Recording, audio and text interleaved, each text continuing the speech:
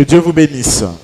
Soyez le bienvenu dans cette retraite dont le thème est ni réclamation ni condamnation. Aucune réclamation n'a droit sur toi. Aucune condamnation n'a droit sur toi. Pourquoi? Parce que la Bible dit Jésus a effacé l'acte dont l'ordonnance nous condamnait. J'aime mieux un verset qui dit il a déchiré. Alléluia. Alors là c'est fort parce qu'il a quoi? Je viens dire à une personne ce matin que ta condamnation a été déchirée. En réalité, il les a émiettés.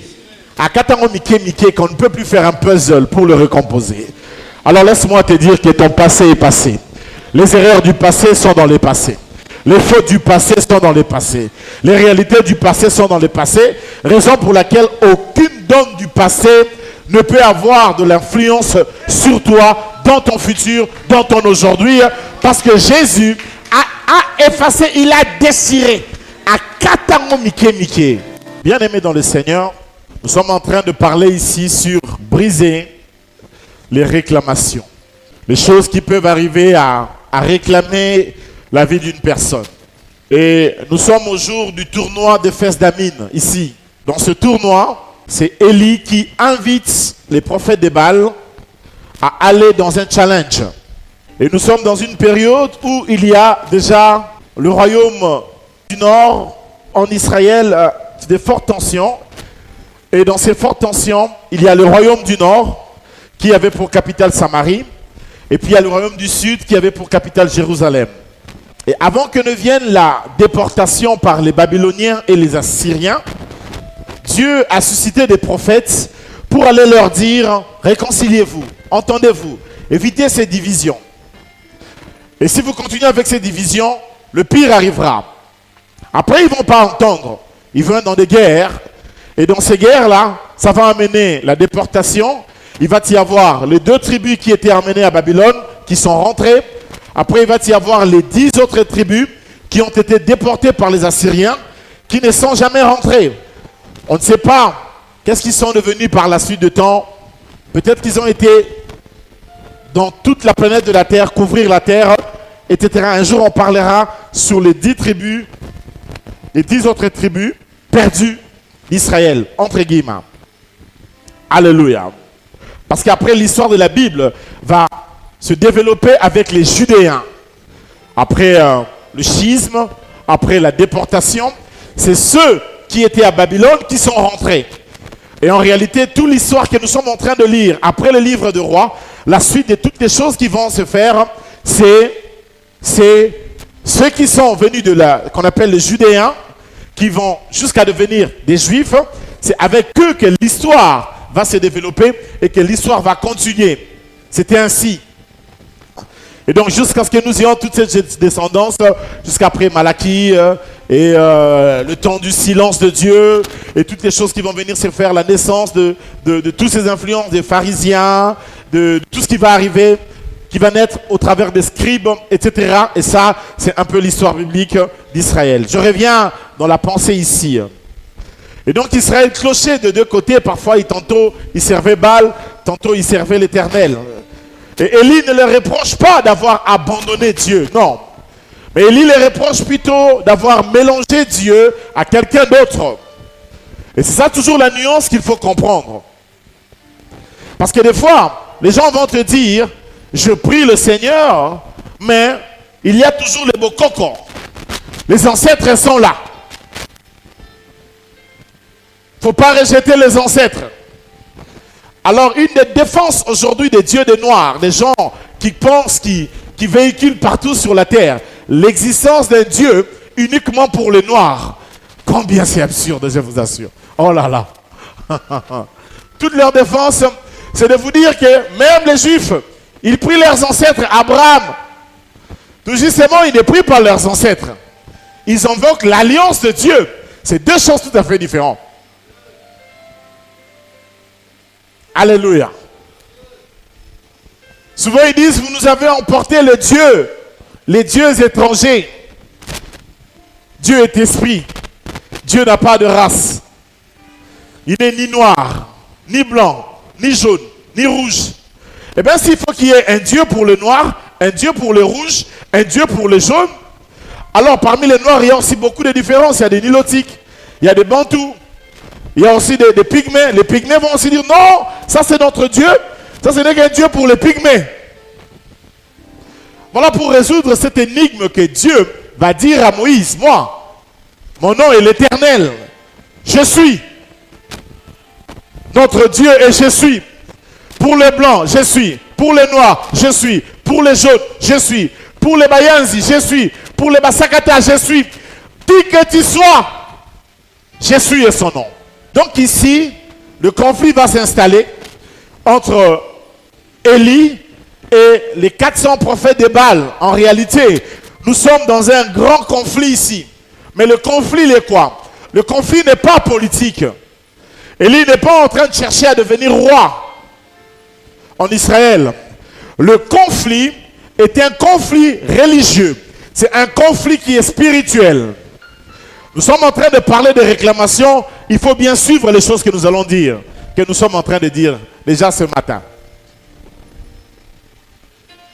En réalité, les problèmes ici commencent avec Élie à cause du sacerdoce. Le culte qu'il veut rendre à Dieu. C'est là où commence ce problème. Et Élie rassemble les gens. Et lorsqu'ils vont au mont Carmel, tous bâtissent des autels. Et les prophètes de Baal invoquent leur Dieu, le feu ne descend pas. Mais il faut bien lire l'histoire biblique. J'ai été une fois à la musée du Louvre, à Paris. Si vous y allez, pour ceux qui sont à l'église connectée, vous pouvez demander qu'on vous montre Baal. Il n'y a pas que la Joconde là-bas. Il y a aussi Baal. Et vous allez vous rendre compte que quand vous allez devant le tableau de Baal, la sculpture qui représente Baal, Baal a une baguette de foudre, de feu. C'est la baguette qu'il utilisait. À vrai dire, Baal faisait descendre le feu. Il était réputé à faire descendre le feu. Lorsqu'on parle de Baal, Baal avait une spécialisation, c'était de faire descendre le feu. C'était ça, son dada, son domaine. Donc quand Élie lui demande, on va faire un défi, mais dans le défi, nous irons au mont Carmel, le Dieu qui répondra par le feu. Alors les gens de Baal ont dit, mais ce gars ici, il s'est tiré une balle dans le pied. Parce que tout Israël savait que la spécialité de Baal, c'est le feu. Donc, avoir le match était au désavantage d'Élie et à l'avantage de Baal. Des fois, il arrive quand on a Dieu, on est en train de jouer dans une compétition. Dieu fait comme si nous sommes en train de perdre. Alors que ça paraît que nous perdons, en réalité nous sommes en train de gagner. Le match de la croix était pareil. Lorsqu'on voyait Jésus, les gens voyaient Jésus mourir.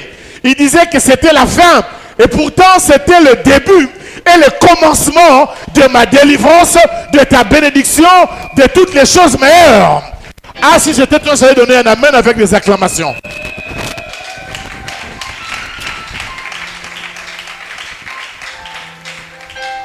Alléluia. Donc Élie va faire la prière et le feu va descendre quand Élie va prier. Et ces jours-là, Baal n'était pas incapable de descendre le feu. Il pouvait faire descendre le feu. Mais son problème, c'est l'Éternel qui était présent. Si l'Éternel n'était pas là, le feu allait descendre. Mais comme l'Éternel est là, vous savez pas ce qui s'est passé? Baal a fui. Il n'est même pas venu au rendez-vous. Il a laissé ses prophètes au rendez-vous sans les avertir que lui ne viendrait pas. Mais parce que vous lisez ce texte-là en français, c'est pas si riche. Il faut lire ça en hébreu. En hébreu, Élie est en train de leur dire, priez, priez. Ils se sont fait des incisions. Élie leur dit, priez. Pourquoi? Il leur dit parce que certainement, il est en train de faire toute la toilette. Et vous imaginez quand quelqu'un a la diarrhée, même quand vous l'appelez, ou quand il a une constipation, la personne n'a pas envie de venir. Lisez bien les Écritures. Alléluia.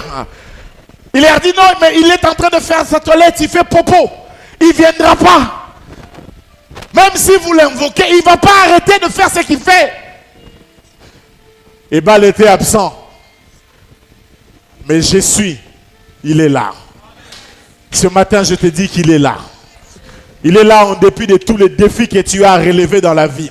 Ça peut être des défis financiers, il est là. Ça peut être des défis du travail, il est là. Ça peut être des défis de combat spirituel, il est là. Ça peut être des défis de santé, il est là. Je ne connais pas ton problème, mais je sais une chose, il est là. Tu es un Dieu qui est présent. Et je t'affirme que la présence de Dieu, c'est l'absence de l'ennemi. Quel que soit le nom de ton adversaire, quelle que soit leur sorcellerie, comme l'Éternel est là, ils vont se taire. Alors Élie va lever l'autel. Quand ils vont prier, il n'y avait pas d'exaucement. La Bible dit, Élie va rassembler quoi? Les pierres d'Israël. Parce que le ministère d'Élie, c'est le ministère de la restauration, préparer le cœur du peuple de Dieu à la rencontre du feu, à la rencontre de la présence, à la rencontre de l'Éternel. D'abord, il a organisé les choses, il a préparé leur cœur. Parce que s'il faut rencontrer Dieu, il faut que le cœur de l'enfant de Dieu soit prêt à rencontrer Dieu. Et donc Élie a fait ce travail. Et quand il a fait cela, il a pris les prophètes de Baal. Il les a fait descendre au torrent de Kison. Il les a quoi? Vous avez lu ça? J'avais insisté sur ça. Il les a fait quoi? Il les a égorgés. Ça veut dire quoi? À 4 bangonio sur Kingo. 400. Vous avez dit que vous avez dit que vous avez dit que vous avez Alléluia. J'ai dit à une personne, retraite aux retraites au 4 à Bakingo. Nous allons couper les têtes des démons. On va leur couper la tête. Voilà pourquoi quand Jésus est venu à la croix, il a écrasé la tête du serpent. Parce que le serpent ne pouvait plus résister. Jésus l'a écrasé. Je viens dire à une personne que toute machination est écrasée. Tout le plan du diable s'est écrasé. Tout ce que le diable peut mijoter contre toi, c'est écrasé. Si tu es avec moi, dis ça avec moi, c'est écrasé. Non, j'aimerais que tu dises avec mouvement. Allez, fais ça avec ton pied. C'est écrasé. Ce matin, c'est écrasé. La pauvreté est écrasée. La maladie est écrasée. L'échec est écrasé. L'humiliation est écrasée. Le chômage est écrasé. La stérilité est écrasée. L'humiliation, la honte est écrasée. Le divorce est écrasé. Toutes les choses du diable écrasées. Le célibat est écrasé. Au nom de... Est-ce que tu peux prier avec moi? Dis avec moi, c'est écrasé. Comment? Déclare les choses que tu crois que c'est écrasé ce matin. Déclare cela. Fais avec moi le mouvement avec ton pied. Écrase ça avec ton pied. Bandako niatayango. Déclare que c'est écrasé. Je ne sais pas moi, mais c'est écrasé.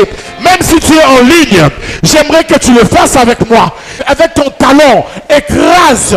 Déclare par ta parole que c'est écrasé. La machination est écrasée. Le corona est écrasé. L'envoûtement est écrasé.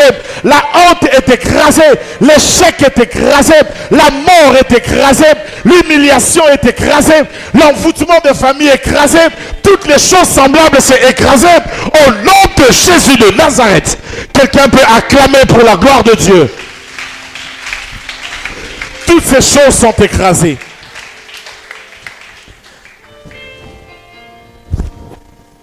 Et donc Élie va faire quelque chose ce jour-là.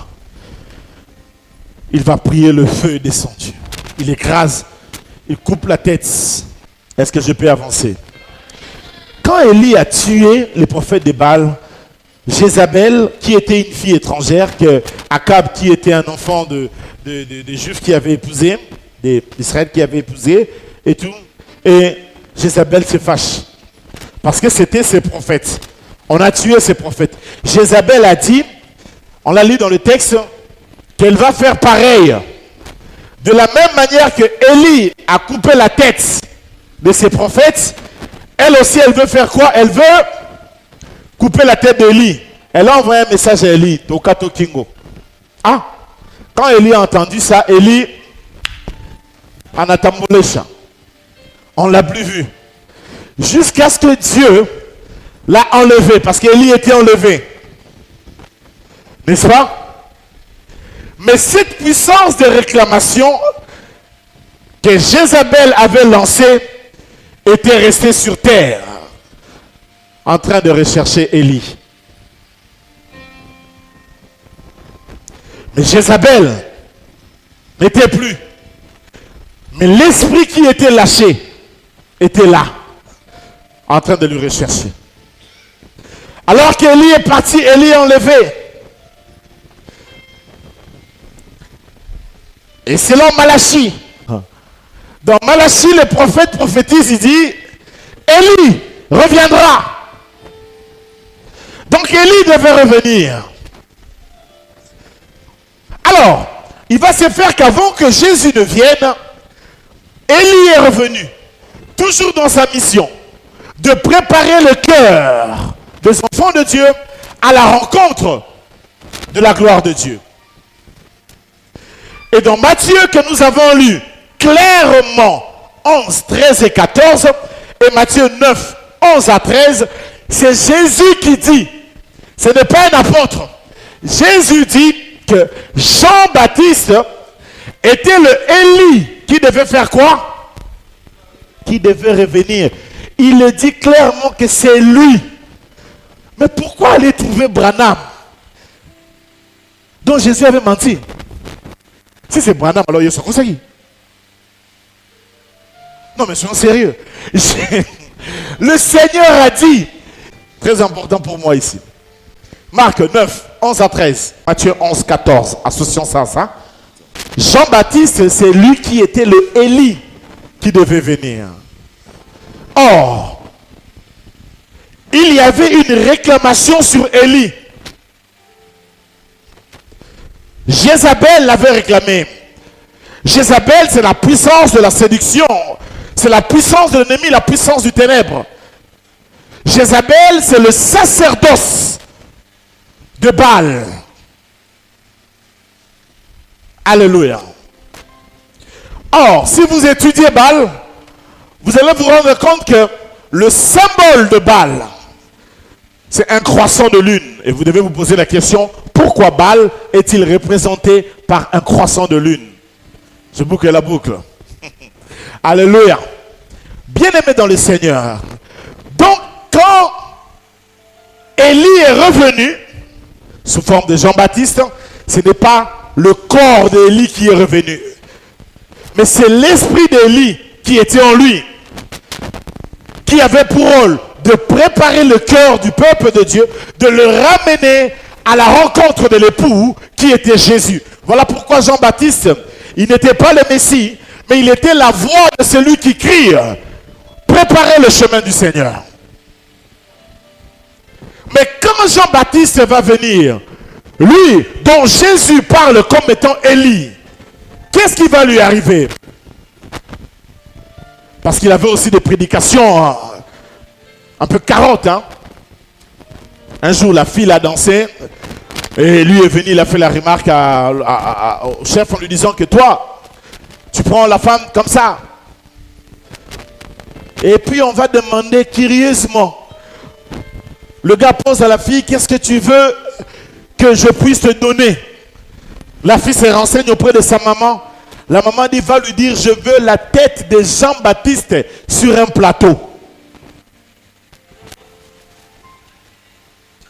Or, Jézabel avait dit, Élie, je t'aurai. Et quand je t'aurai, je ferai pareil. Tu avais coupé la tête des prophètes. Mais le jour où moi je t'aurai, toi Élie, je ferai quoi?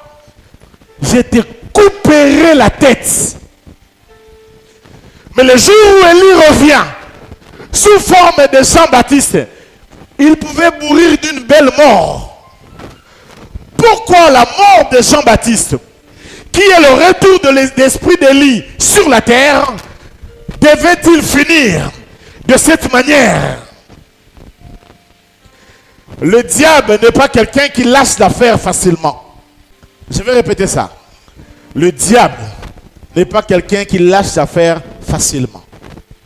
La différence avec notre Dieu, Notre Dieu, c'est quelqu'un qui ne lâche jamais l'affaire.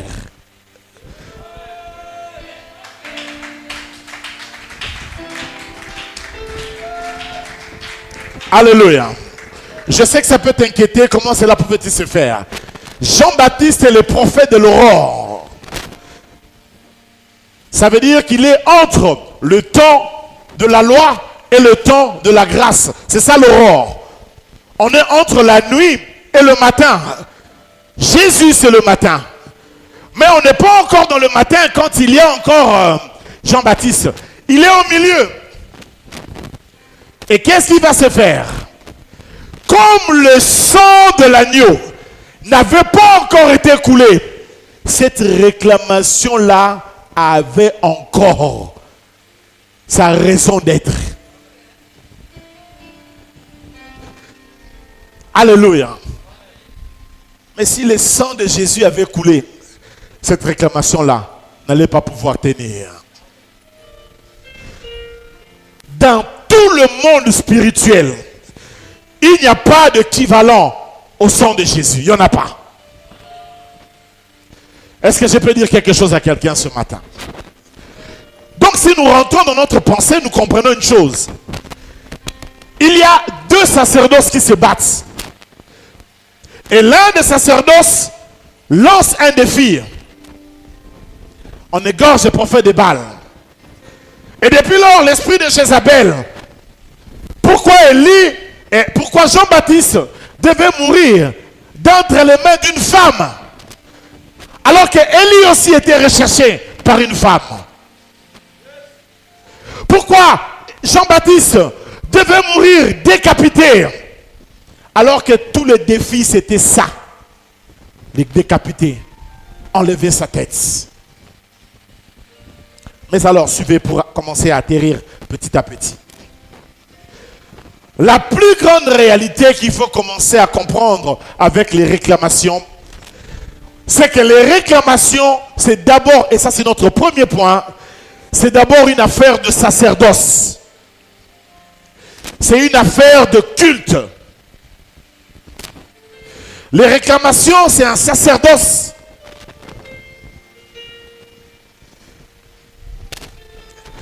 La manière dont Dieu a construit des familles, le père dans une famille, c'est un prêtre. Chaque père est un prêtre. Et pour ceux qui n'ont pas de père, chaque mère, prêtresse. Alléluia. La famille, c'est un lieu de culte. Il y a certaines choses qui vont t'arriver dans la vie. Ce n'est pas que tu aies fait un péché. Non. Ce n'est pas que tu aies raison ou que tu aies tort. Non. C'est seulement les conséquences du sacerdoce qui était élevé. Si dans cette lignée, ou dans votre famille, ou votre père, ou votre grand-père, avait élevé un sacerdoce au culte, un sacerdoce à un faux Dieu, que tu le veuilles ou pas, les réclamations sont là, et les réclamations seront en train de vous réclamer. Nous disons réclamation, pourquoi? Parce que les esprits de ce sacerdoce-là, un, vous connaissent, deux, disent que vous leur appartenez, trois, disent avoir droit sur vous. Mais pourquoi? Parce que le Père a élevé un sacerdoce occulte, un sacerdoce satanique, un sacerdoce diabolique. Il y a beaucoup d'enfants qui souffrent des sacerdoces, des conséquences des sacerdoces diaboliques, des sacerdoces occultes. Beaucoup. Il y a beaucoup de sacrifices qui sont faits. Beaucoup de sang. Beaucoup de pauvreté liée à cela. Parce que le Père a élevé un sacerdoce diabolique dans la maison. Et les répercussions, ou alors les conséquences, en sont énormes. Alléluia. Donnez-moi un amen si vous êtes avec moi. Bien-aimés, vous pouvez tout m'expliquer. Mais personne ne peut arriver à me convaincre que des nations comme les nôtres, riches en hommes, en jeunesse, en sol et en sous-sol, seraient pauvres seulement parce qu'il y a quelques politiciens qui sont en train de voler. Non. Il y a autre chose à part ça. C'est anormal. Non. Cette nation est trop riche. Je n'encourage pas à voler, loin de là. Mais même s'il y avait des professionnels de vol, on pouvait quand même se retrouver dans la vie. Il y a des nations qui n'ont rien. Des pays comme le Japon, ils n'ont rien au sous-sol. La Belgique a le charbon. Ou peut-être un porc. Oh, peut-être encore 2-3 trucs. C'est pas les frites. Peut-être encore les frites. Alléluia. Nous sommes un scandale de richesse. En termes d'hommes. Mais nous sommes un pays pauvre. Pour la simple et bonne raison.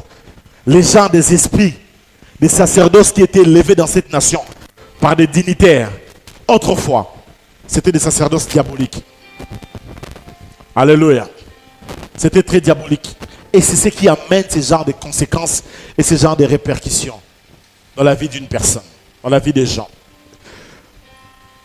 J'ai une question à te poser. Quel est le sacerdoce qui a été élevé dans votre maison, chez vous, par ton père, par ta mère? C'est quoi, vous voyez des gens, vous regardez leur vie, ça ne réussit pas. La seule et bonne raison, c'est des réclamations. Ces esprits-là qui ne veulent pas nous laisser tranquilles.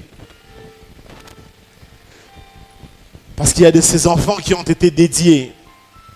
Alors il y a une très grande différence entre une personne qui était dédiée et une personne qui est réclamée.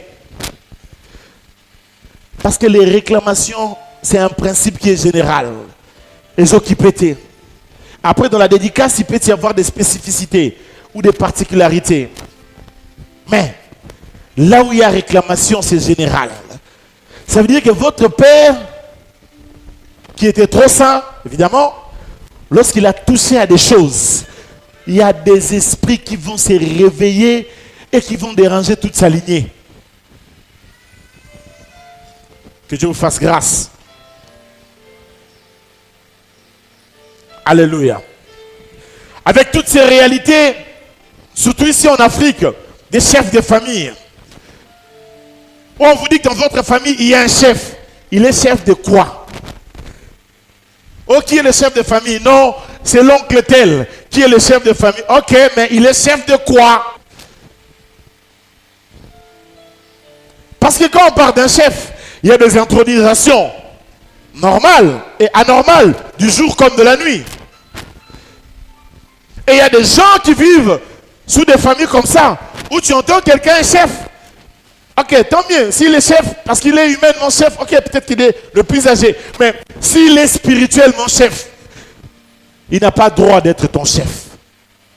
Quelqu'un comprend ce que je dis là? Comme on dit ça avec moi, il n'a pas droit d'être mon chef. Moi, j'ai déjà un chef, c'est Jésus. Je n'en cherche pas d'autre. Tu es d'accord avec moi?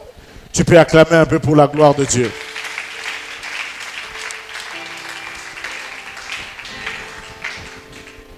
Et là où il y a toutes ces choses, il y a toujours des conséquences. Là où il y a un sacerdoce, il y a des conséquences. La guerre de ces sacerdoces a libéré une parole contre Élie. Et Jean-Baptiste va le payer de sa tête. Là où il y a ces choses, ça ne manque pas. Qu'est-ce qui va arriver?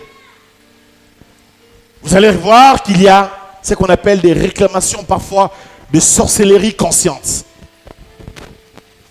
Et dans les réclamations de sorcellerie consciente, ces esprits qui réclament, parce que votre père, occultiste ou franc-maçon, sorcier, que sais-je encore, ayant élevé un sacerdoce occulte avec des sacrifices du sang, ou des objets, ou d'argent, ou que sais-je encore, les répercussions vont faire en sorte que, directement, vous êtes réclamés.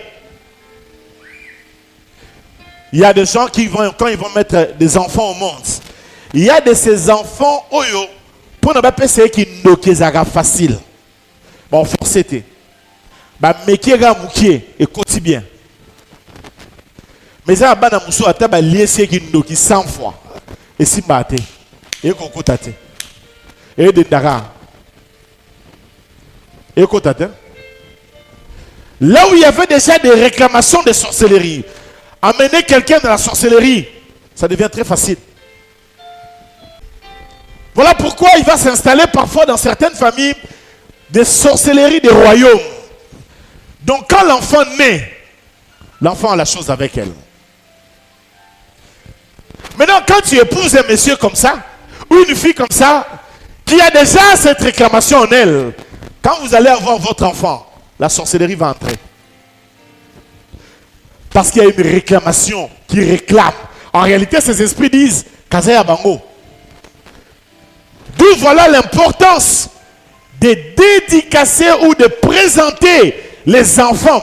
Lorsque vous mettez vos enfants au monde, voilà l'importance de venir leur présenter à Dieu. Ne prenez pas ça à la légère. Toi, quand on t'a mis au monde, on t'a présenté à qui? On t'a lavé avec quoi? On t'a nettoyé avec quoi? Toi.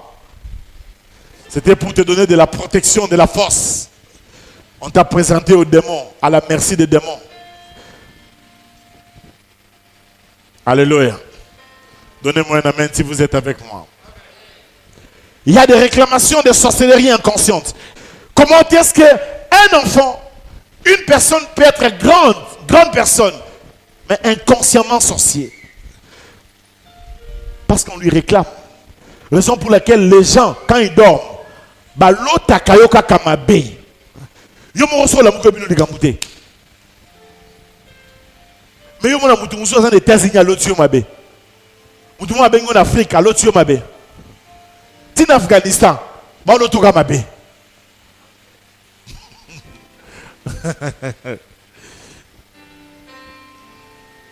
Alléluia. Alléluia. J'ai fini par deuxième exemple. Lorsqu'il y a ces réclamations, il va y avoir des gens qui vont avoir tant de difficultés. D'abord, à avoir du travail. Quand Jean-Baptiste est revenu, on l'a cherché sa tête. Quand quelqu'un élève un sacerdoce dans la famille occulte, même s'il meurt, parce que dans la semaine, on parlera sur les lois établies, et je vais vous développer aussi sur les esprits humains pour que vous arriviez à comprendre qu'est-ce qui se passe. Donnez-moi un amen que je vous dise quelque chose. Vous allez voir quelqu'un dans des familles, tout d'abord, avant ça, tu vas le voir lourd à chercher un travail. Il prie beaucoup, peut-être. Mais pour chercher un travail, non. Et ils sont en train de dire, Zamba Kosala, Zamba Kosala. Frère, va chercher un travail. Ma soeur va chercher un travail. Non, Zamba Yebi. Zamba la kakinga Kosala. Aux un problème, il y a réclamation. Des réclamations qui te rendent lourd à aller chercher le travail. Parce que tu vas me dire que non, dans ces pays, il n'y a pas de travail au Kossi. Il y a des gens qui travaillent dans ces pays. C'est les pays allés. Il y a aussi des gens qui ont été engagés par des gens qui ne les connaissent pas. Il y en a beaucoup. Quand il y a une réclamation, ça peut rendre ton enfant lourd. Papa, tu vis avec un enfant qui ne cherche pas de travail, qui reste à la maison. Réveille-toi, c'est une réclamation.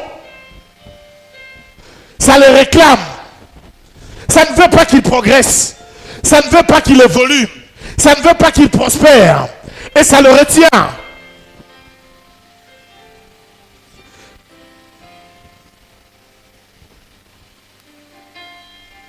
Alléluia. Et il va te laisser dans des petits copes. Après, j'aime bien des coopérations, ce n'est pas un problème. Mais il faut miser haut. Mais toi, tu fais des petits copes où tu as 10 000 francs. Tu dis, oh, quand on a bêta guiana, et puis si, hein, moi 10 000 francs en euros. 10 000 francs en euros, c'est combien? Combien en euros? 3 euros, 3 dollars, 3 euros. On est dans un truc comme ça. Comprenez de quoi je parle? Ceux qui sont en Internet. Alléluia. Je vois un très grand garçon, mais pas de travail. Très lourd. Alors qu'il est diplômé, il a une licence. Bac plus 3, bac plus 5, licencié.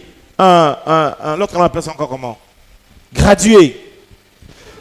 Mais courage, tu n'as pas de courage.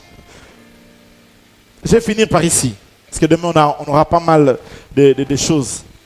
Parce que d'une part, dans les réclamations, il y a ceux qui cherchent, qui n'en trouvent pas. Parce qu'on les réclame. Il y a aussi ceux qui n'ont pas le courage d'aller chercher. Et c'est pareil. Alléluia. Alléluia. Il y a ceux qui n'ont pas le courage pour aller chercher. Et on le retient. Et ça n'avance pas. Et parfois tu ne comprends pas que c'est le diable qui s'élève contre toi. Et tu crois que c'est normal. Et pourtant c'est une réclamation.